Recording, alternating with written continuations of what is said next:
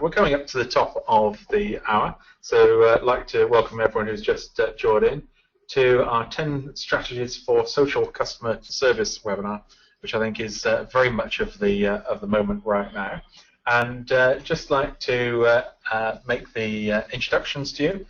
Delighted to be joined from Maria McGann from Yoho Ventures. Welcome to you, Maria. Thank you.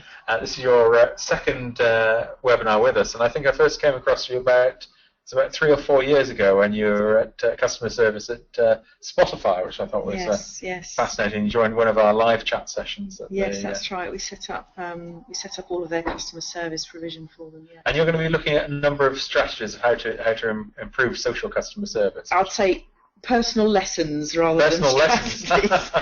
Lessons learned lessons learned the hard way. And hopefully the easy way as well. So, which is great. Then we're going to jump back to Devon Lunn, who's back in on the chat room. He'll be taking us through our top tips and questions from the audience. And then Rachel, you've got some additional strategies for us for social customer service. Rachel, if people aren't familiar with Verint, just could you give us sort of a quick thumbnail picture of how Verint plays in the market, particularly from social side? Yeah, absolutely. So we're quite key in the customer analytics side. So we provide software solutions that enable organisations to gather and analyse their voice of the customer. So for us and for our organisations that we work with, it's all about customer centricity and making that voice of the customer part of that business through every spectrum of that organisation.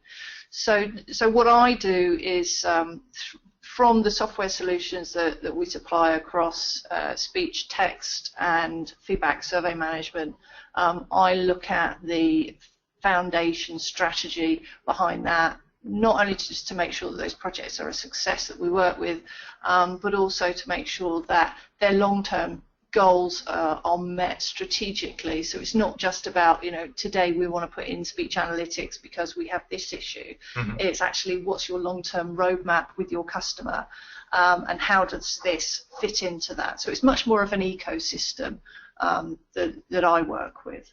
Excellent. So just a reminder that to log into the chat room, callcenterhelper.com/chat, there is a bottle of champagne or a box of chocolates for the best tip. And Maria, if I could ask you if you could, at the end of the webinar, pick the best tip out to win that prize, which would be good. And there will be a replay available later on today. That's at callcenterhelper.com/webinar. So here's the link into the chat room here, callcenterhelper.com/chat. And once you're logged into that, if you'd like to get a copy of the slides from today, if you just click on this little link at the top right-hand side called Download Webinar Slides, which is quite self-explanatory, you can get a copy of the slides from there. And then if you want to get a copy of the transcript from the chat room, there's this little sort of filing tray icon. If you click on there at the end of the webinar, you can get a transcript of everything that's been said in the chat room. So that's how we do that. So what I'd like to do is I'd like to start off with a poll of the audience, and I'd like to ask the question, how socially astute are your employees? Are they Luddites, casual users, newbies, rising stars, or gurus? You might have a sort of spread of there, so if you perhaps select the top 2 results that highlight what that's going to be. Rachel, any ideas where you think companies' employees are going to be on this? Well, I think we might find that companies and employees are in a different place, frankly. So I would say that employees generally would be rising stars, and many of them probably gurus, and probably organisations would be around the newbie area, I would have thought. Well, let's just have a look at, from an employee perspective, what we've got. And looks like we've got quite a spread here.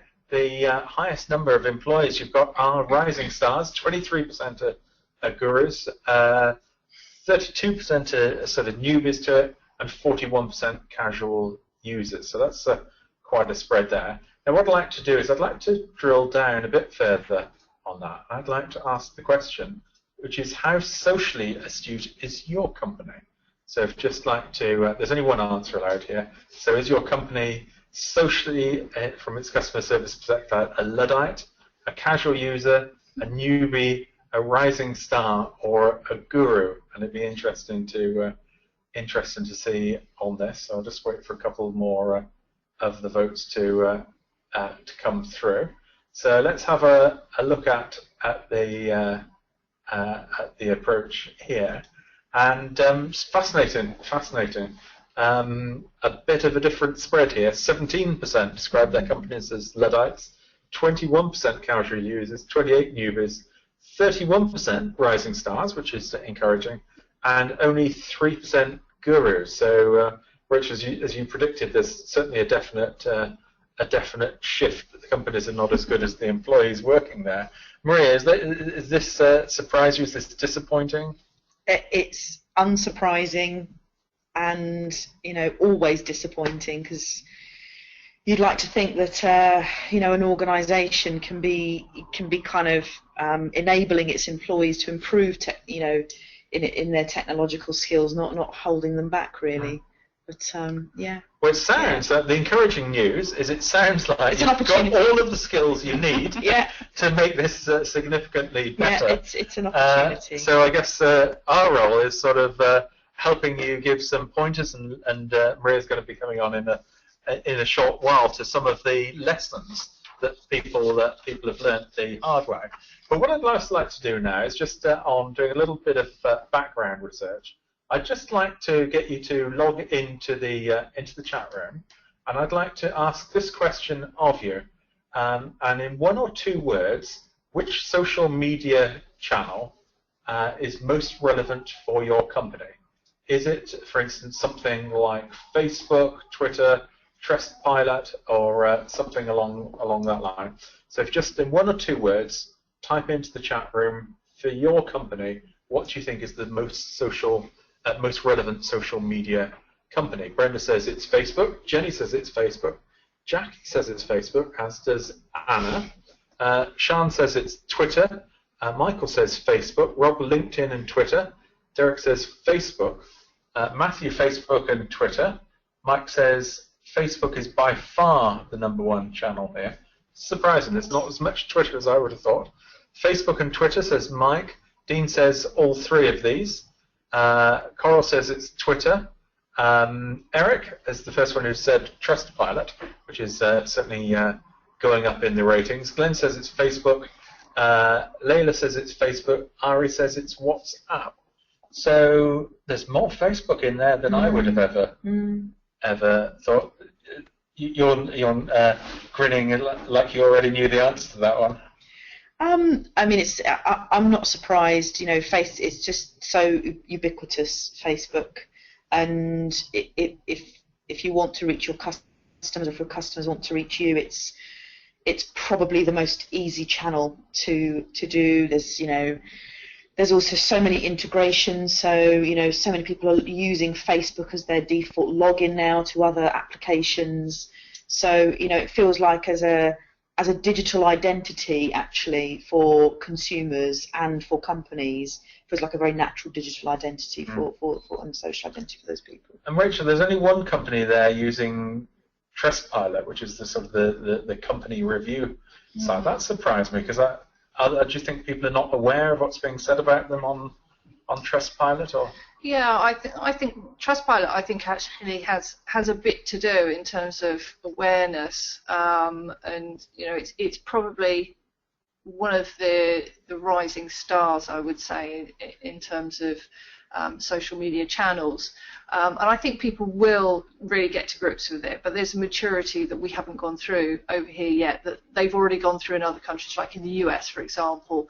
They've been through this, they're very familiar with the likes of Yelp, etc. Yeah. Whereas over here, we've all got the TripAdvisor thing, so we understand how it works and we all buy into it en masse, but I don't think we've really just bought into the Trustpilot piece yet. I just think it's awareness more than anything else. Yeah. And as Maria said, Facebook, everybody's using Facebook. Yeah. So it just makes sense to kind of, that's your natural method. So yeah, I can see where that would come from.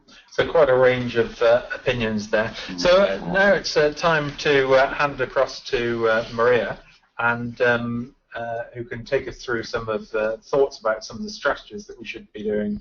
In fact, lessons from the front line, if you like, as you put it earlier. So if you'd just like to line up your slides there. Would you like to take us through your thoughts on how to improve this?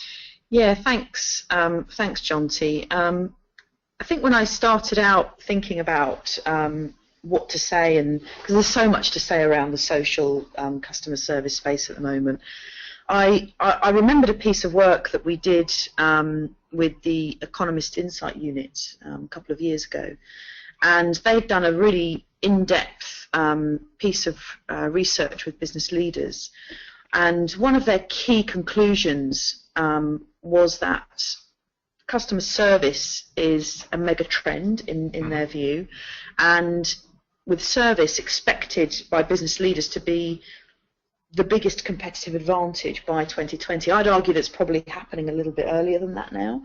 But over product, over quality, over cost, it's going to be the service, the experience that the customer receives that will provide the biggest differentiator for businesses. And why that's important is because it's kind of changing the landscape of how we do business with our customers. And so if I then kind of drill into how social fits into that mega trend, I look at something like Google Trends, which is where you can put in search terms about anything and track it back through time over Google. I think people have put in, one of my team put in, and you can compare them, so one of my team put in Barack Obama and videos of kittens, and videos of kittens actually trended better than Barack Obama over time. That's what the internet was invented for, wasn't it? Absolutely is. But if we look at the rising trend from 2004 up to date of global customer service, we can see that kind of trend, rising as The Economist suggests, and in the UK as well. That's in line with that. It looks like UK has actually started to even overtake the. I think so. As we've become more aware. But if we then look at the search term of social customer service, for the UK, we just see this exponential explosion from 2011 onwards. And so if we kind of buy into the premise that service is going to be the differentiator in our organisations, then social customer service has got a big part to play in the success of that. Has to. And that term didn't exist then before. Was that 2011? Yeah, 2011. And there's probably some person we could attribute to the first person to use that. Yes.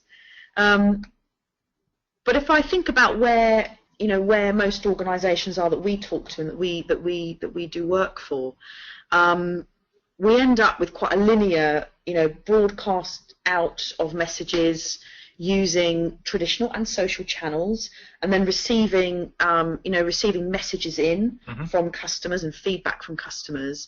But then there's still a bunch of stuff happening in the ether that we're just not networked into.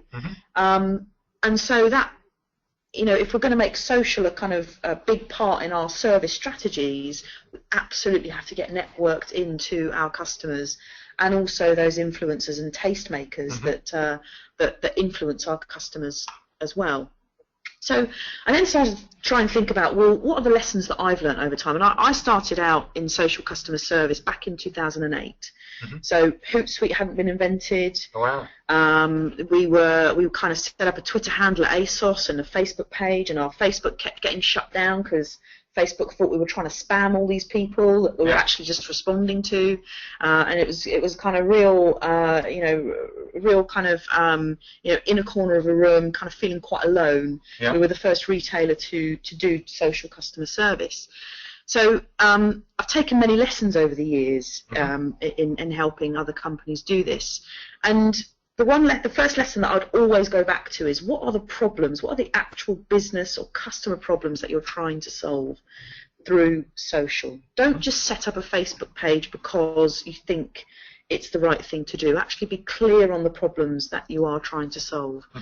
And a model that we often use is, we think about the issues or the kind of experiences that we want customers to have, and then we try and look at the ones that have benefit to the customer and the organisation, and we look at the ones that benefit both parties, and let's grow those. Yeah. They're valuable to both parties, and let's look at the ones that maybe are beneficial to the customer but not beneficial to the organisation. Let's try and automate those. When we did this social work at Spotify, you know, one of the things that we identified was when a product or a feature got released, there are a number of bugs in the system, and that just happens with a lot of technology. Yeah. And so we used social to actually advertise those bugs, get people to follow a handle that was just literally all about, you know, we know that you've got this, we understand, it's getting fixed, and just building up a following of kind of buggy kind of messages really. But what it did, it helped reduce inbound contact, customer frustration, because customers just knew that they could just follow this Twitter handle and all of their service updates, any bugs that were in the system, any bugs that were in the product, they would just be told about it, and they didn't have to kind of scout around trying to find what was going on. And if they found one, then they could just tweet that Twitter handle. And so that really was a way of us semi-automating a business problem and solving that problem. The second sort of lesson that I've taken away is when you do identify what it is you want to do in social, create a hypothesis that is quite testable. Social is, in a lot of the digital space, is disposable. So what's relevant now may not be relevant in a year or 2 years' time. So it's about trying to create something and build some momentum from it. Yeah. And creating a testable hypothesis is a great way to do that. And the methods that we use tend to be threefold. So you've got the sort of fairly traditional scientific method there, and then we've got some A/B split testing, so we can test what we want to do with different cohorts of customers, and anyone that works closely with an e-com team will be quite familiar with that. And then we also look at black box testing, which is where we take unstructured data and actually try and sort of determine the themes from that and create our hypothesis and our test from there. What would be an example of a testable hypothesis that someone might want to? So it's really about thinking about your known unknowns, for example. Okay, yeah. So what's the right metric that should be used in social? What's the right, what's a good response time maybe? Is it 30 minutes? Is it 2 hours? Right, yeah. So you can use things like A/B testing to maybe test the satisfaction of a cohort of customers if it's 30 minutes or if it's 4 hours, and see what the differences are in their loyalty or in their customer satisfaction. So you could do things like, how do you respond to people? What language do you use? Oh dear, can you direct message me? Or whether what language do you use to how far do you go to try and solve it through that social channel versus immediately kind of taking them off somewhere else. And then you can see the kind of the impact of what it is that you're doing. But make sure it's testable. Make sure that it's something that you can build on, because you're probably not going to have time to get a full business case together because it might not be relevant, in a year's time. The third lesson that I would want to share would be to create a following around what you're doing. We focus so heavily on the customer experience, and organisations that are a bit more enlightened also focus on the employee experience as well, and that's really, really important. But think about your stakeholders as well. We do something with some organisations that we call the CFO experience, because we believe that the CFO is probably the most important first follower that you need to get in your business. So you've identified your problems, you know what you're testing, you're trying to build momentum. Create a following around that mission and what it is that you're trying to achieve, and think about think about your network as you're trying to do this, from your customers, how do you get them engaged, from your employees, whether it's contact center agents, how do you get them engaged, and then also your C-suite or your director level, how are you going to get them engaged beyond the business case. There is a great a great video. It's only 3 minutes. It's about how to build a movement in 3 minutes. And if you go into YouTube and you type in dancing shirtless guy, I know it sounds a bit crazy. I think we may have a link on the next slide. Is it? Okay. I don't know if the link is there, but if anybody wants to see it, if they type into YouTube the dancing shirtless guy, this is a picture of him, and what he does basically in this video is he creates an amazing movement, but it's all about actually the leader and those first followers. Because people follow key followers, they follow influencers, they don't always follow the leader. So if anybody in the audience is a leader in what they're trying to do, build your first followers around you and let them do the leading as well. I think if you've already downloaded the webinar slides, there's a link built onto the picture that people can click on, and I think Megan's also put the link into the chat room, which is it's well worth well worth a view. Well worth a view. Already logged in. Yes, it's an amazing video. So once you've got your following up and running and you've got your testable hypothesis, we then need to start looking at how you're going to measure, scalable success. And we've used a lot of different metrics in the past with social customer service, but the advice that I would give everybody is to try and use a mix of metrics, not necessarily, a whole plethora where you kind of don't know what success is and what it isn't, because they're all telling you different things. But don't hang your hat on one metric either.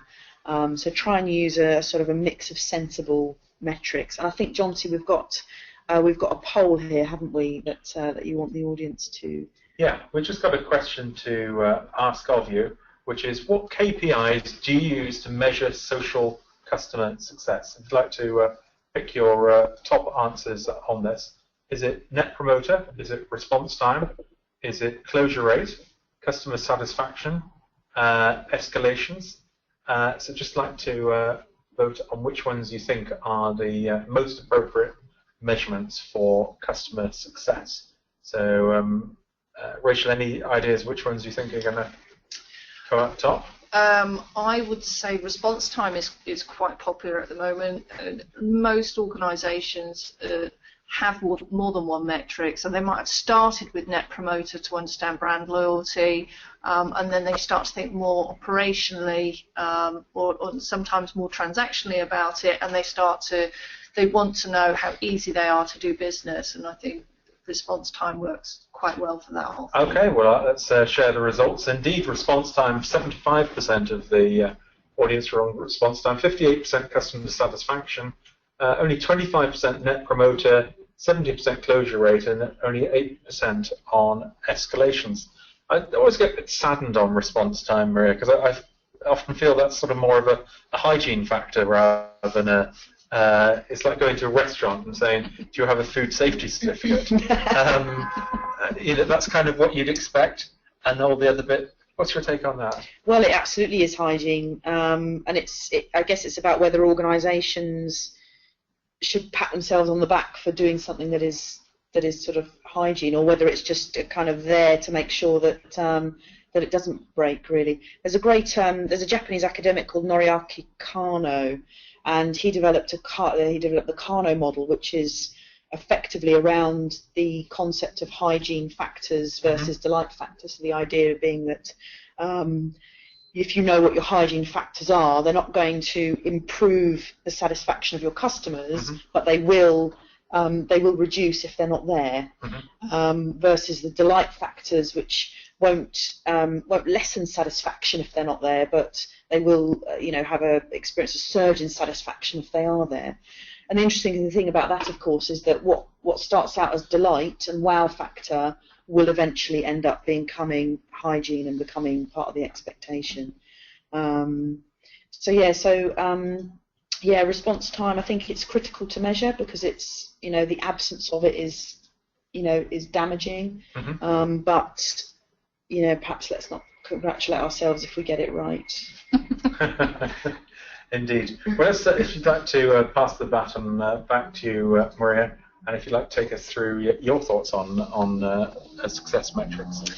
Yeah. So So what we have what we've done more in the past is with some companies is start to really sort of look at building on building beyond the operation, if you like.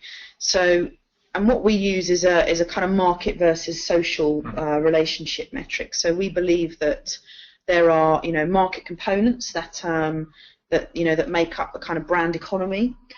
So there's transactions in there, there's cost, there's operating cost, there's sales, there's profit, and they are absolutely key.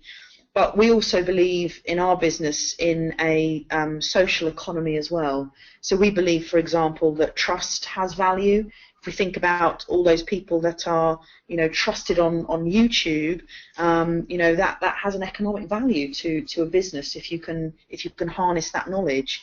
We believe in loyalty as well. We believe that has economic value. We believe data has equity within a business. How many businesses, for example, measure the the value of a Twitter handle? Is it if it was measured, even if it was a $5, what would that mean actually for your business? The amount of Twitter handles that you could collect and do really good stuff with. But we rarely see data as a kind of an equity line on a balance sheet. And so our view would be, as you're thinking about your mix of metrics, think about, yes, your market, your operational ones, but also think about some of the social metrics that you could use as well that would add value. And then obviously, trying to get to that sort of sweet spot right in the middle. The final lesson that I've certainly learnt, always quite painfully, is whatever you do, make it quick. Digital, as I've said, is absolutely one of the characteristics of it is its disposability. It doesn't exist forever. Technology cycles are moving in, they were moving in 20-year cycles, then in the 90s it was 10-year cycles, now we're moving in 5-year cycles, and it's just getting quicker and quicker and quicker. Yeah. And so fail quickly, succeed quickly, and then move on to the next thing. Facebook's mantra is move fast and break things. And while I wouldn't necessarily recommend that for all organisations, I do think it's it does have some weight around it. So one of the areas that models that we work with is around marginal gains. So rather than looking at building in a waterfall fashion long transformation programs, actually we took a lot of lessons from the Olympic cycling team, who won has staggering kind of achievements in 2012, and they used the aggregation of marginal gains. So what they looked at was, yes, their performance, but they broke it down into really, really small components, from how the bike looked to dirt under the fingernails, the type of pillow that they slept on at night, and then they changed or improved each of those components to give them enough of a winning margin. And so, my advice would be, look at the marginal gains that exist within your social strategy and what's going to be enough for you to start building on, gaining momentum, building that following that you can measure your success on, and then hopefully that there'll be enough in aggregation there to give you enough of a winning margin. So hopefully that's been of some help, and to all the listeners, just want to say good luck with your own ventures. Wonderful. I think that fail quickly is quite an interesting point, because I think that's when we were talking earlier about control, and I think that's where a lot of companies are very fearful of failing in any way, and certainly in the corporate, might lose my job if I do it wrongly. Yeah. And I think we kind of got to step up above that and say, well, this is the almost, if there was a rule book for social customer service, by the time it's written, it would probably be out of date. It is moving that quickly, so it's that ability to fail and move on quickly, I think, is quite key. So thank you very much for that, Maria. We're now going to jump across to the chat room, and we're going to have a look at the top tips and questions. And just a reminder, there is a bottle of champagne or box of chocolates for the top tip, and I'll be asking Maria to pick the winning tip. So we're going to jump across to Devon, who's monitoring the chat room. Devon, what have you got for us in terms of top tips?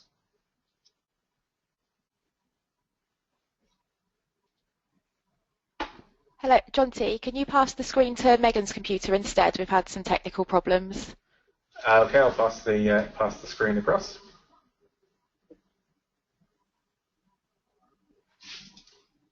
So we can see the screen there now.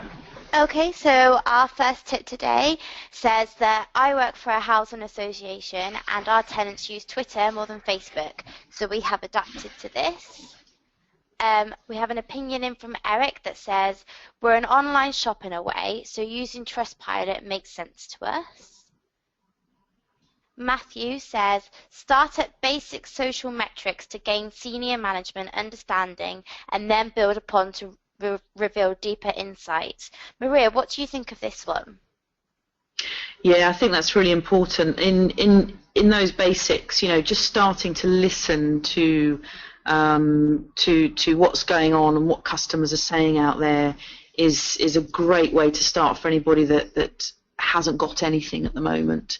So you can use some free tools, free social listening tools, and then kind of defining some topics around themes around what customers are saying to then create a narrative for your senior leadership team in order for you then to say, well, look, these are the problems that we think we need to solve. I think that's a really good tip.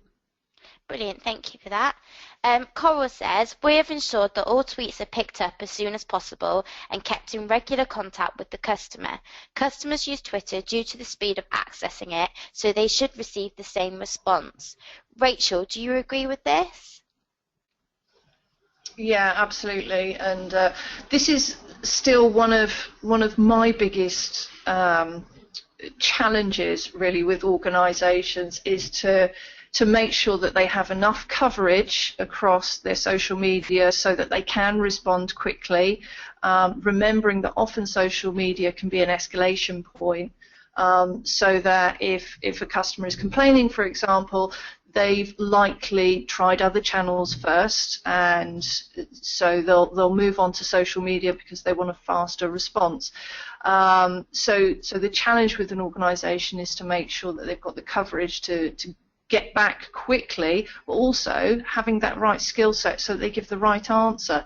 And consistency across all the channels for customer service has to be a priority, because we're living in a multi-channel, or dare I say, omni-channel world, and it's all about consistency. So, it takes sometimes a big leap of faith to really invest in social media the way that it needs to be invested in, and we should remember how transparent it is, and that transparency gives an organisation huge opportunities.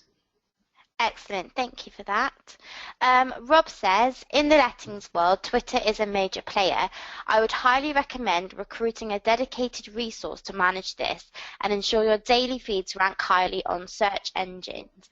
Maria, do you think that it would be useful to have a dedicated social media team?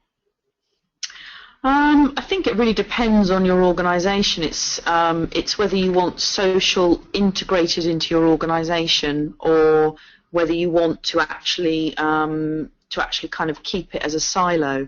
So I would say practically it does make sense to start off with, because especially if there's some hesitancy around how do you resource it, how do you skill up people. But as kind of communicating on social becomes more and more the norm, I would challenge organisations to think about, well, do you have a dedicated email team? Do you have a dedicated, who owns email in your organisation? It's like sort of saying the same thing, really, or it will do over time. So yes, in short term, absolutely prove what you need to prove with the dedicated team, but then think about how do you integrate it back into your business. Brilliant. Rachel, do you agree with that? Yeah, definitely, and I think it is horses for courses as well, but the key thing is you need to understand the reasons why your customers are engaging with you over social media. So for example, I've worked with entertainment companies that do the majority of their business at night, and therefore the majority of their inbound engagements with customers are at night, but they only staff their social media during the day. So, we need to look at actually the reasons why customers are engaging with them, and then staff to that. So if it's a retail organisation that's around the clock, it's impractical to have social media agents available around the clock. But what's the next best thing? So it can be, having dedicated resource is a luxury, and I appreciate that. But as I say, it depends what types of engagements you're bringing in through social media as to, the level of importance and resource that you put onto it. Thank you. Mike says, we have a full team of mods that monitor the channels 24/7. They have basic knowledge to help with simple tech issues, but can refer customers to the right support channel if necessary. And the last one for this section is by Eric, and it says, you need to get the basics right, so it's definitely important to track response time. It's not the be-all and end-all, though, but I do believe we should stop exceeding the customer's expectations until we get the basics right all the time. John T., back to you. Thank you very much. I think it's a very sensible approach from Eric, and I think one of the problems that often we find with social media is that the basics aren't right, and the response times are sometimes in excess of 24 hours, which just makes the problem worse overall.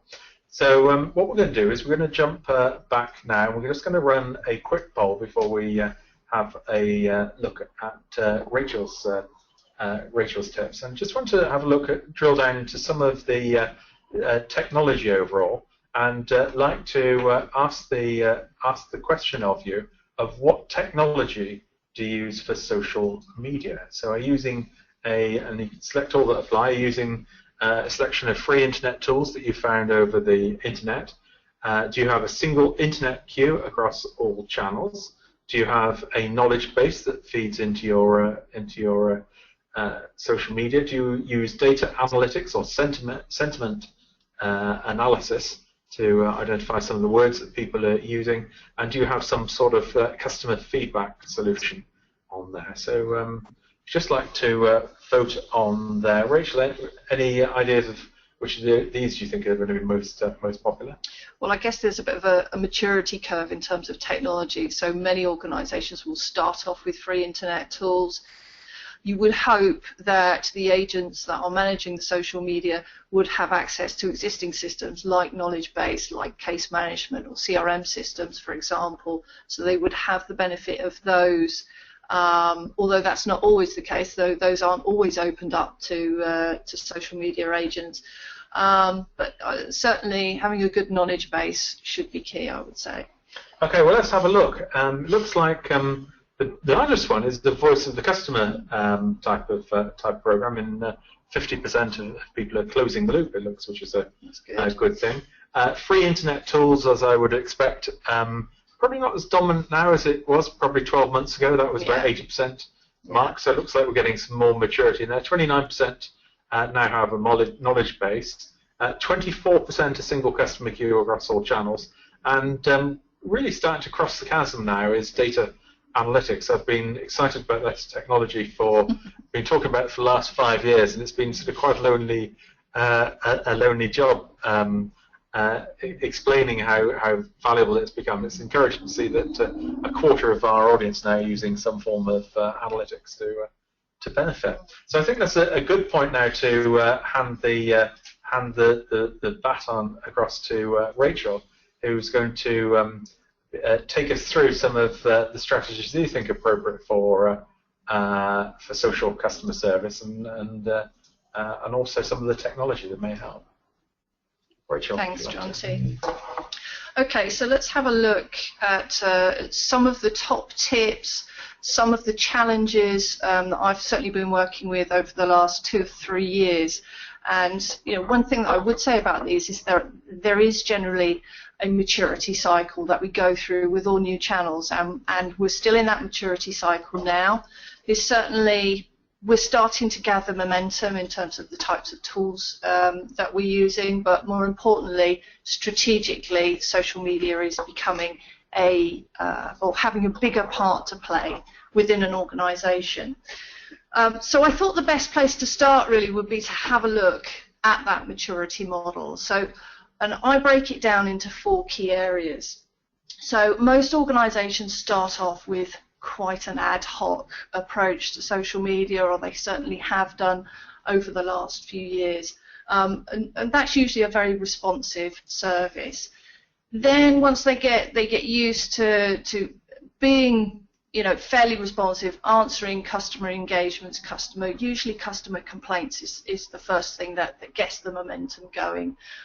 Then they want to build on that. They can see that there's some key themes that they're learning from operationally, so they start to put a little bit more into it. Then we go through what we call the experimental stage.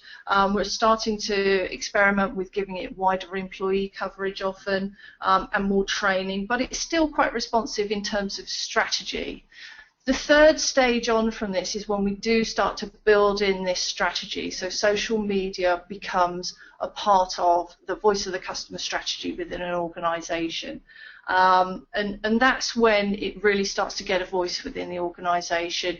You'll see that, you know, there's an engagement structure established. There'll be more technology available, so you'll be able to use things like case management. You'll be able to forward specific topics to various agents with specific skills, for example. So it becomes quite functional.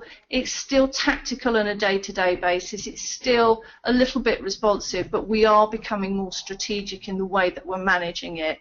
And we're starting to look from a business perspective, actually this can bring us ROI into the organisation, aside from creating happy customers.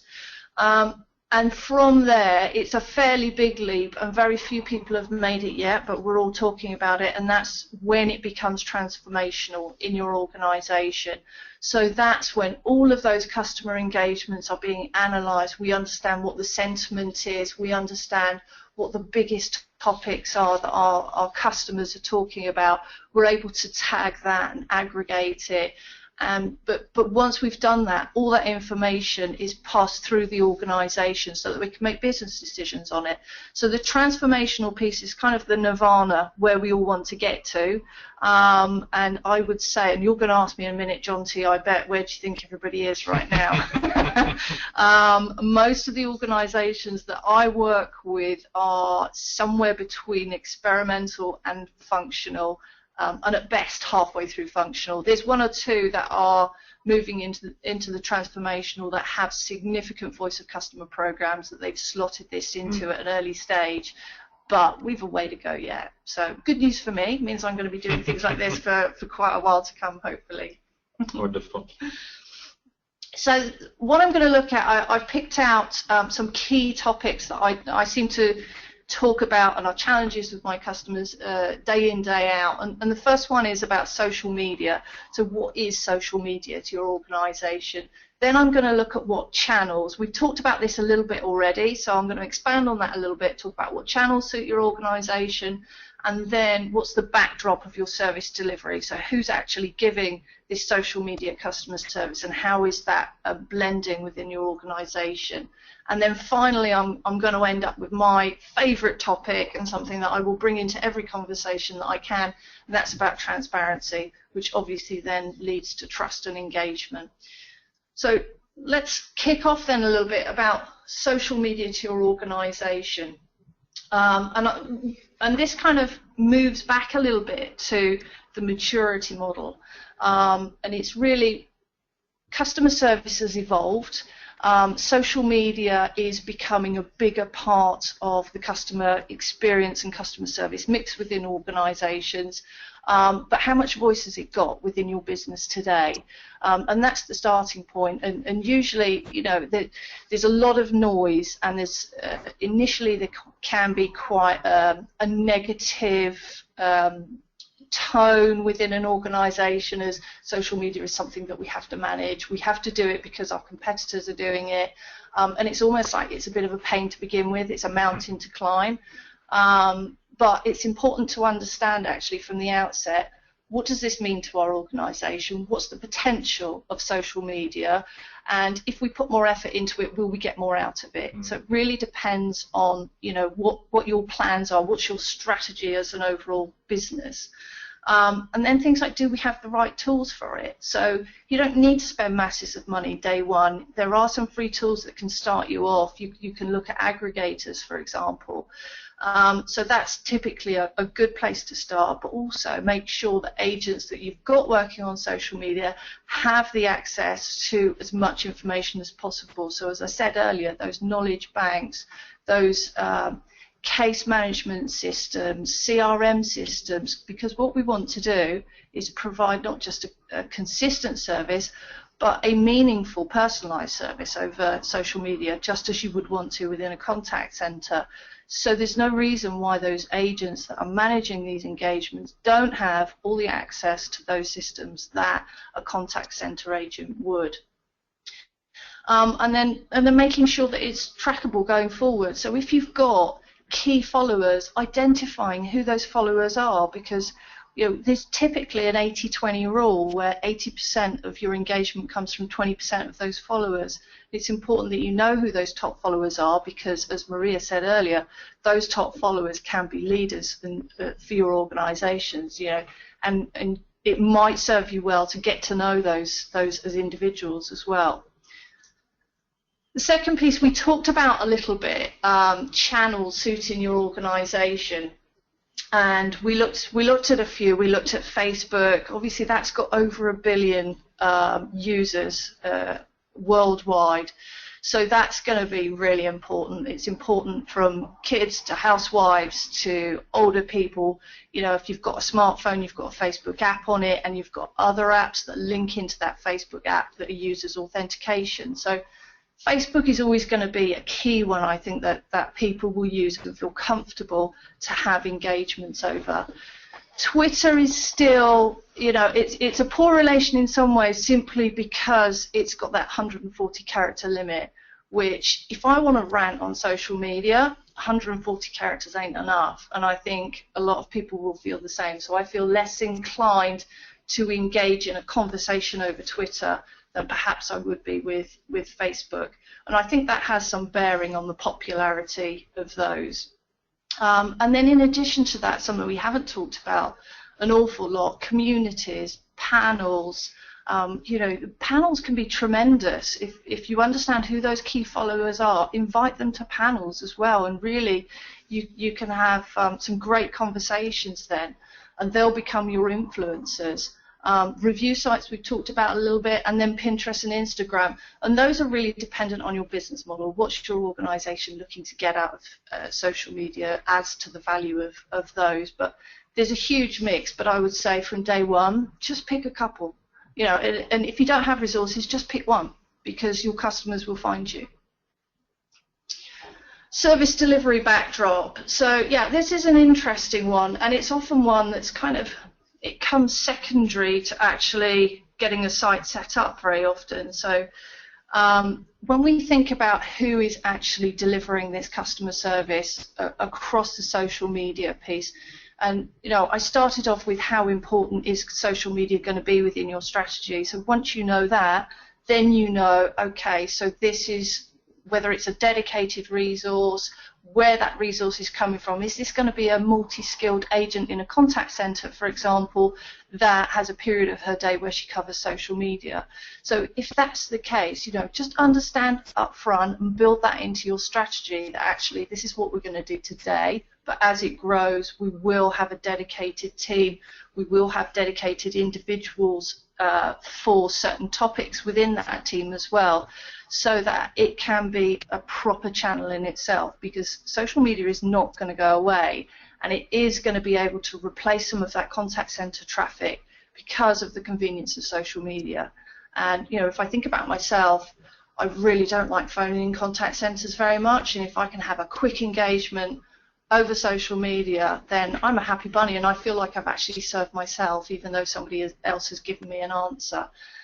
And I'm putting this last on the list, but actually for me it's top of the list, service expectation. Now, service expectation, if you were to ask your customers what service level they expected when they went onto your social media site, what would they say? That's a question that you need to ask yourselves, or you need to ask your customers. and of all the customers that I've worked with on social media, none of them have actually asked their customers, what was your service expectation today? Because very, very often that service expectation is not met. And we did some research, it's about 18 months ago now, whereby customers that were using social media were expecting a response within 20 minutes. And the average response rate that an organisation was giving was somewhere between 1 and 4 hours, but mostly around the 4-hour mark. And many of those organisations had no service level sort of guarantee within their organisation. So I think that's really important. And the final piece that I'm going to go through today is transparency. And this is something that I said is very dear to my heart, and it's very simple in terms of setting up your Facebook or your Twitter site. And I think when you first set this site up, you have an opportunity to be transparent, or you have an opportunity to just deliver a marketing message and try and hide the posts under the carpet. So I'm just going to give a couple of examples now where I feel we're moving ahead. The first one that I've picked here is Ladbrokes. And Ladbrokes is a site that actually over the past 6 months I've complained to a couple of times because they were not transparent. Yeah, I was amazed last month when I went onto the Ladbrokes site to do some research. Actually, they'd completely transformed it, and now it's transparent, it's customer friendly. The beauty of this, and the reason why I'm picking it up, because online gambling is a difficult subject to kind of talk about and be open about, and I think if you can be transparent in this world, you can be transparent in any world. So let's look at this particular example. So we can see within the menu items on the top right there, you've got an opportunity to send a message. Now what they used to have, you could send a message, but actually it would go through private messenger. This is no longer the case. You can send a message through here and it will go through as a post. And you can also see immediately on the upper half of the Facebook page for Ladbrokes, you can see the post to page. And I would say that many of the posts to Ladbrokes are negative. By their very nature, they are going to be more negative than perhaps your ASOS, your House of Fraser, etc. Because it's a fast world and people will be winning money and they'll be losing money. So I think fair play actually, Ladbrokes, they obviously care about what their customers think, and they're also going to be transparent in the way that they do that as well. And another thing to highlight, I've pulled out just one example of a comment here. So we're looking at somebody that has asking when their bet is going to be settled, and you can see that this came in 6:44 in the evening and the response was at 6:50. So to me, that's a company that's really got to grips with social media, and they're using it as a customer channel, if you like. And now I'm going to kind of reverse this and say, we've still got challenges, and I've picked on British Airways because they're probably one of my favourite customers, to be honest. My favourite, not customer, but favourite organisation for customer service. I think generally they do very well in a very difficult market, but I think that there's a lot they can do with their Facebook page. And the first one is actually, where do I post? If I want to post to British Airways, if I want to ask them a question, if I'm a gold member and I'm at the airport now and I want to find something out, where am I going to post? So you've got nowhere on the menu options there, and underneath it will tell you about things within British Airways that they want you to know about. So there's lots of marketing messages on there. So I scroll down, next page, no, still nowhere to post except underneath their marketing messages. So what they're asking for are your comments about their marketing message. They're not actually interested in what you want to talk about. So what I've done here, in order to make a post within this site, I've pulled out this example, and this is typical right throughout the site, where actually British Airways are asking you about your holiday plans, and you're having to change topic. So there's lots of people that are excited about their holidays, they're talking about that, but actually, my name's Danielle Bassett, and I want to get a receipt for payments shown on my statement, and I'm having to post it on the web page there because there's nowhere else to post it. So fair play to British Airways, they got back relatively quickly though. I think they were back to that customer within 10 minutes, but for me, it's about transparency, John T. There's nowhere that shows me that actually they care about me as a social media customer service. And I guess this probably, when you drill down to it, ties into who owns social customer service in British Airways. It sounds like that page is owned by the marketing team. Exactly. Not by customer services. Exactly. Yeah. Which, sort of probably the wrong answer from a customer perspective. It certainly is the wrong answer, because we've always been chasing the fire truck with social media. It was generally set up by marketing departments to push messages out, and then actually the customers changed that role because they wanted to use it as a customer channel. So if we're responsive to our customers, then we have to be both. And you can be both. You can see with Ladbrokes, they will get all of their offers out, but equally there's a place for you to post, there's a place for you to complain, there's a place for you to congratulate on winnings, those sorts of things, and that's what builds trust and communities on social media. At ASOS, we started out with 2 separate Facebook pages, one for support, one for marketing, and it just didn't work. Just did not work. Yeah. So very quick, And it ended up in. It just ended up. We ended up merging them there. Merging two departments. Yeah, very quickly. So I think just to finalise then the key points that I've pulled out, really, it's building a strategy and building it early. That's something that most of us didn't do right at the beginning, but if you're starting now, then yes, build that strategy early. Pick the right channels and commit skilled employees, even if they're multitasking in other areas. Make sure that they understand customer sentiment, how to pace customers within a social environment. There's some very good examples out there of large organisations, telcos for example, that their network goes down and they have very skilled employees that will understand the sentiment of those customer inquiries, and they will pace them in their response, be it in a humorous way, be it in a very factual or serious way. But it's good to have that skill. Tell your customers your service hours. Nobody does this right now, and it's a real opportunity for competitive advantage, and be transparent. Wonderful. Well, thank you very much for that. I think there's some quite fascinating pieces in there. Transparency, I think, is one of the key takeaways, and also skilled employees. And it sounds like, in terms of social media from a poll earlier, you probably have some of those skilled employees in-house, so be quite interesting to do. Well, we're going to jump back to the across now to have a look at some of the top tips and questions. So let's go across to the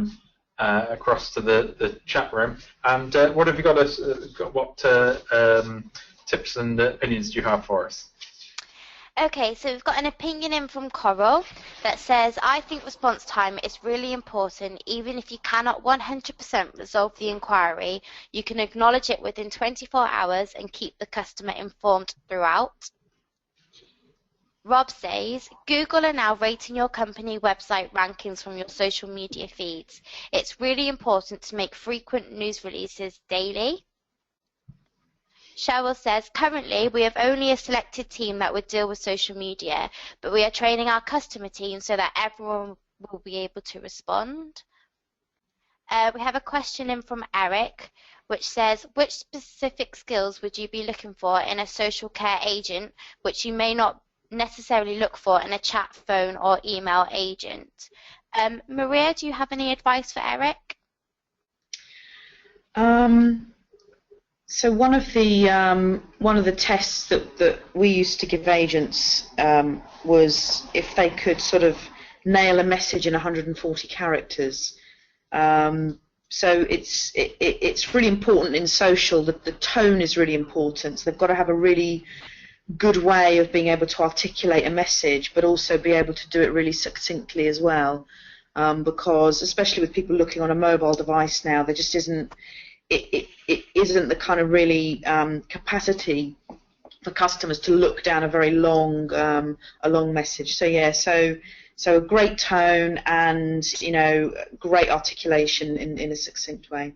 It'd be interesting whether to do a job interview across Twitter as perhaps through direct messages to see how succinct people are. Well, unfortunately, we've reached that time now where we're at top of the hour. So thanks, Devon, for reading those out, and we'll be announcing the winning treat a little bit later on. Just like to say in 1 or 2 words, if you could type into the chat room in 1 or 2 words, what did you like best about today's webinar? If you could type that into the chat room, please. A copy of the slides are available on the webinar page on Call Center Helper, and you can watch the webinar recording. callcenterhelper.com/recorded webinars should be available within the hour. Reminder: next week is webinar week. 4 webinars in 1 week. If you'd like to register for that. And I'd finally just like to thank our 2 speakers. Maria, some fascinating insights in there. Thank you for that. And Rachel, indeed, thank you very much for your joining us for your first webinar and for some of your points, particularly transparency. I think was a very valued one. So thank you very much. Thanks, Johnson. And thank you to everyone in our audience for joining in, and we hope forward to seeing you on Monday. Thanks. Bye.